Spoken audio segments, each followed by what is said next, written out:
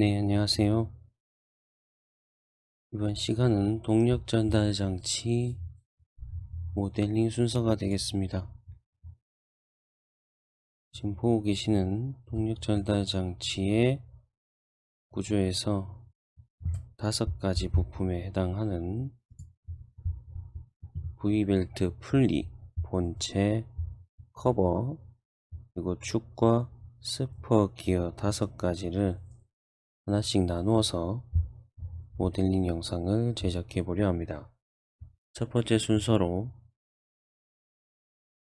V벨트 분리를 모델링 해 보도록 하겠습니다. 형별을 잘 봐주셔야 되고요. M형 그리고 호칭 지름 50으로 되어 있을 텐데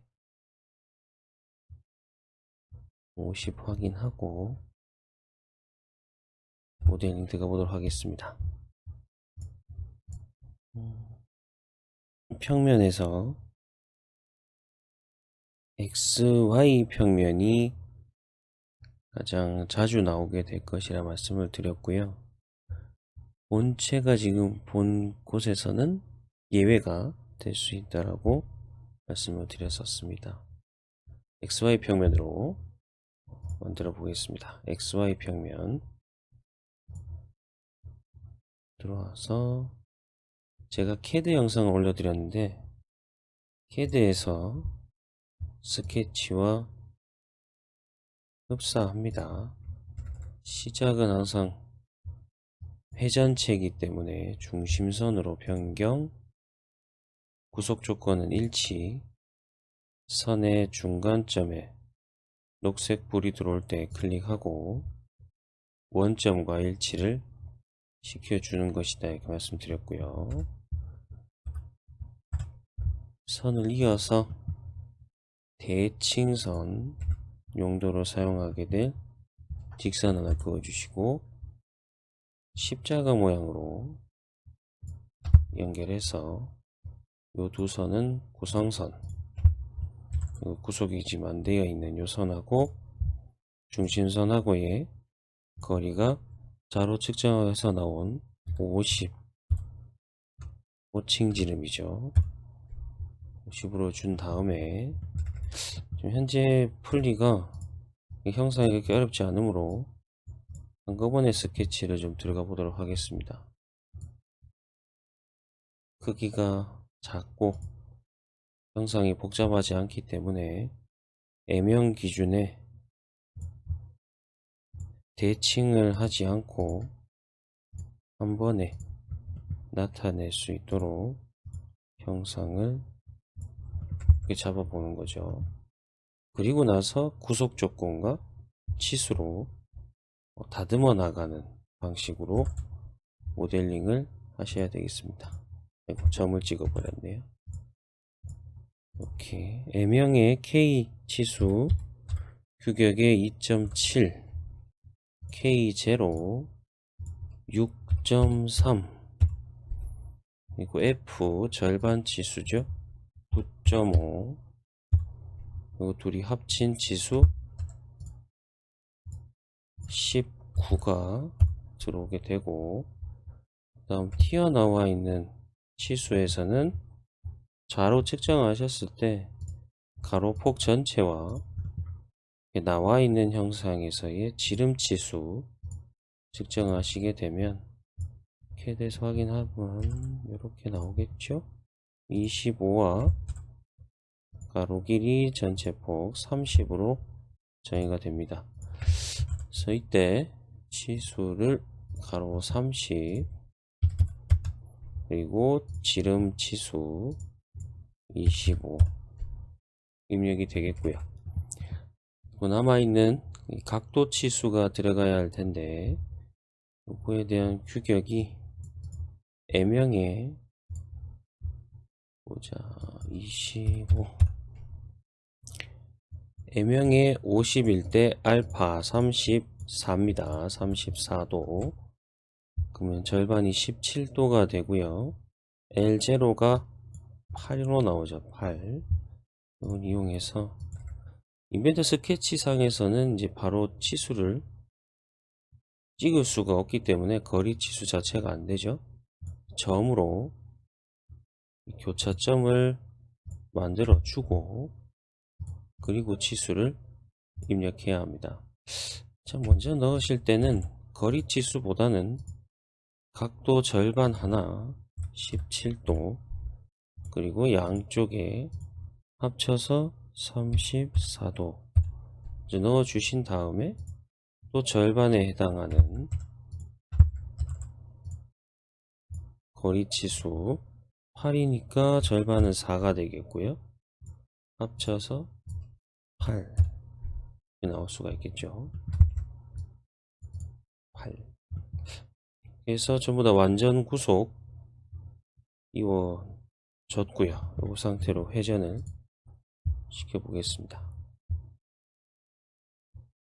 회전이 돌아가죠. 그래서 확인하고요. 이때 회전이 이런 식으로 자동이 안 된다고 하면 구속 조건이든 혹은 선이 닫히지 않은 어떤 문제가 생겼다고 보시면 됩니다. 네, 단추를 잘못 누르신다는 게 요걸 누르게 되면 지금 보셨을 때 전혀 솔리드 그러니까 입체적 형상이 구현되지 않고 있죠. 어떤 주황색의 색깔이 나오면 뭔가가 잘못되었다 생각하시고 어떤 버튼 부분이라든지 스케치에서 오류를 한번 찾아내셔야 되겠습니다.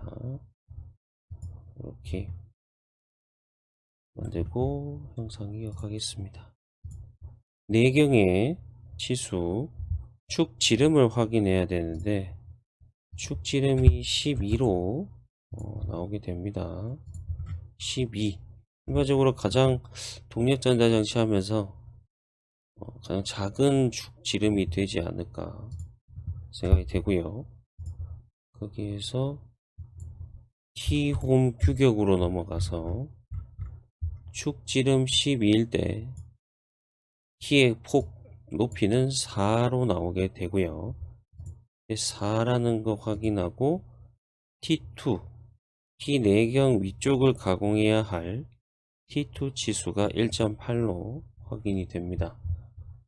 이걸 이용해서 스케치를 나타내셔야 되겠죠.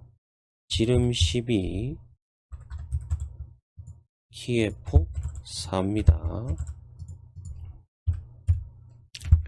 4로 해서 중간점하고 원점, 점대점 구속 조건 수직으로 양쪽 폭을 정렬시키시고 방금 봤던 1.8 치수는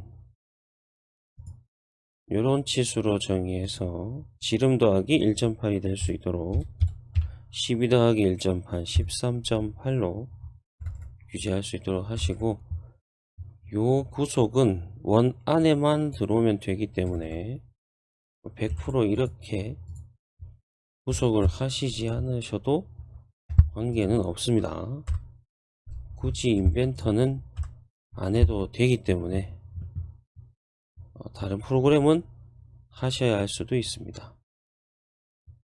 꼭 다 선을 지워야만 돌출이 되는 프로그램들도 있기 때문에 프로그램마다의 특성에 맞춰서 사용하시는 것을 추천드립니다. 스케치 마무리하고 뚫어야죠. 이런 제거 돌출을 하는 기준에서는 이 스케치 안에 마우스를 집어넣고 이렇게 따로 선택하는 방법도 있겠지만 이왕이면 이런 거 선택을 빨리 하시는 방법은 스케치의 테두리를 이렇게 대보면 빨간색 선으로 나오게 됩니다. 이때 다 잡히는 것을 보실 수 있고요.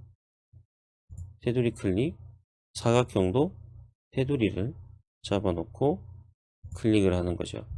그럼 굳이 3번 찍어야 될 걸 2번만 찍어도 이렇게 제거가 가능합니다.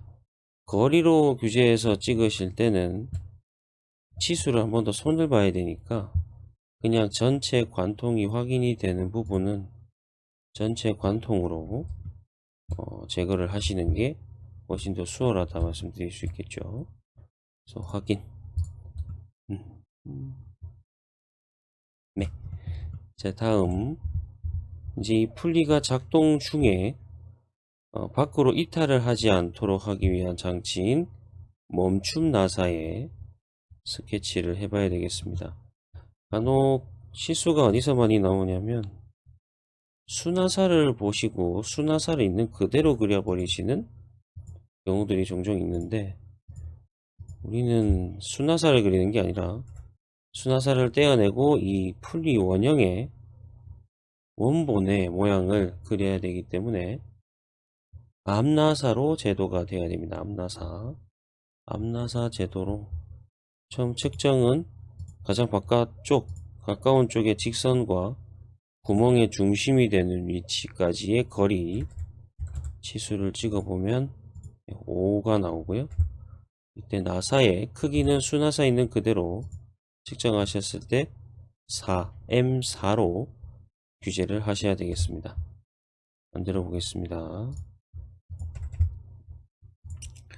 먼저 요 위에 접점이 되는 면이 없기 때문에 기본 면에서는 작업을 할 수가 없어요. 그래서 면을 추가시켜 줘야 되고, 그 추가하는 방법은 이 평면, 추가하는 평면 기능에서 평면을 추가하는 방면이 여러 가지가 있는데, 동력 전달 장치나 뭐 치공구나 요 기능사 수준, 수업의 수준에 있어서는 평면에서 간격 띄우기 혹은 두 평면 사이에 중간 평면, 둘 중에 하나가 될 가능성이 많다고 보시면 되고요. 그 중에서 지금 처음 보여드리는 평면에서 간격 띄우기 선택하고 XZ 평면이 되겠죠. 위치는 지금 상단부에 있으니까 XZ 평면으로부터 아까 25의 지름을 가지고 있었기 때문에 계산하기가 번거로우시면 25/2 미리 값이 암산이 되시면 12.5로 바로바로 넣으셔도 무방합니다. 면 설치, 이렇게 살짝 흰색 줄이 생기는데 이게 영상에서는 생길지 모르겠네요. 직접 해보실 때는 선이 이렇게 생기면은 접점이 잘 된 겁니다. 그리고 이 스케치로 도화지로 삼아서 들어와서 구멍 기능을 수행할 때는 점으로 스케치 위치를 잡아야 됩니다. 점 아까 5mm 확인하셨고,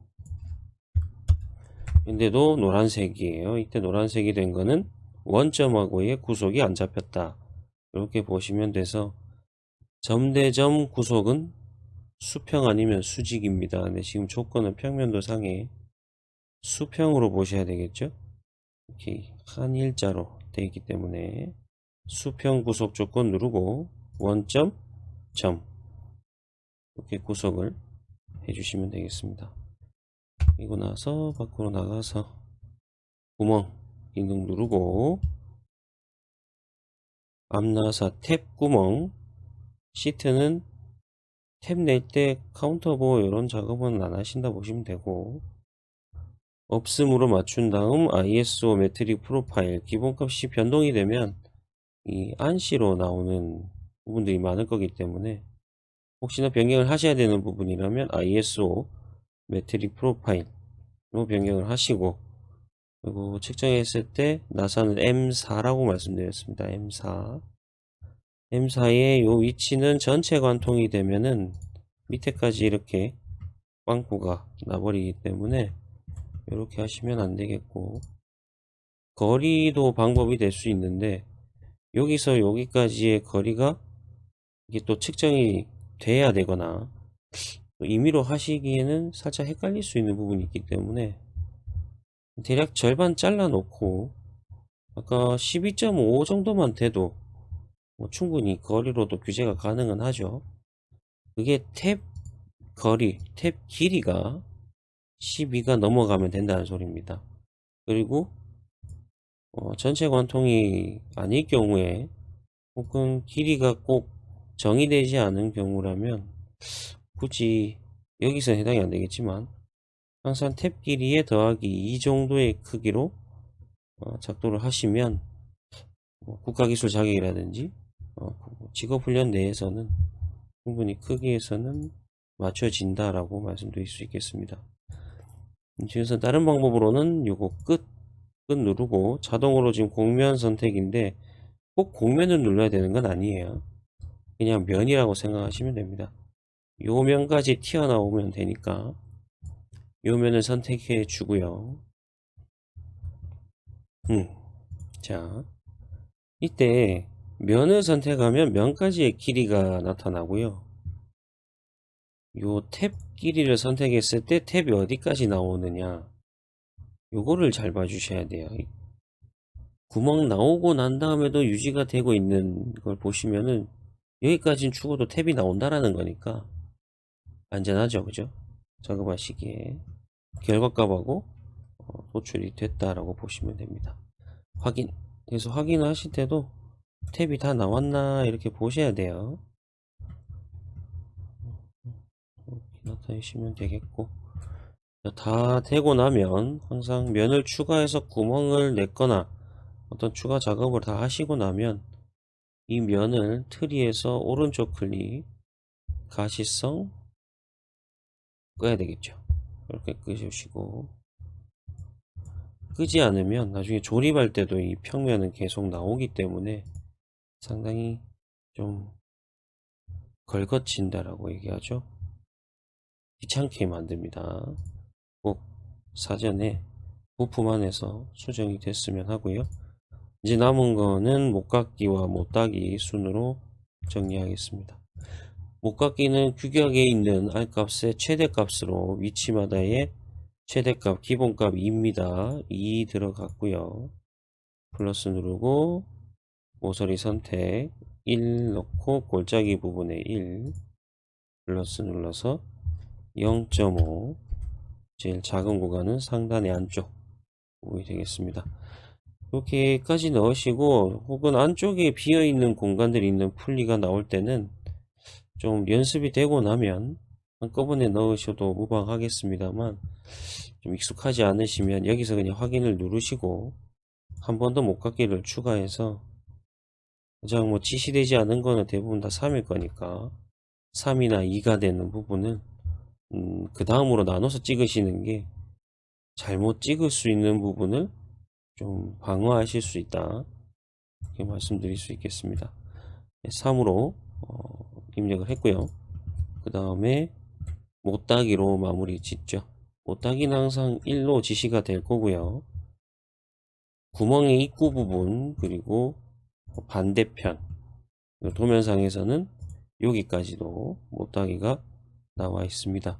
1로 해서 마무리 등각 만드시고 저장을 하는 거죠. V벨트 풀리로 저장이 되고 나면 완성이 되겠습니다. 네, V벨트 풀리였습니다.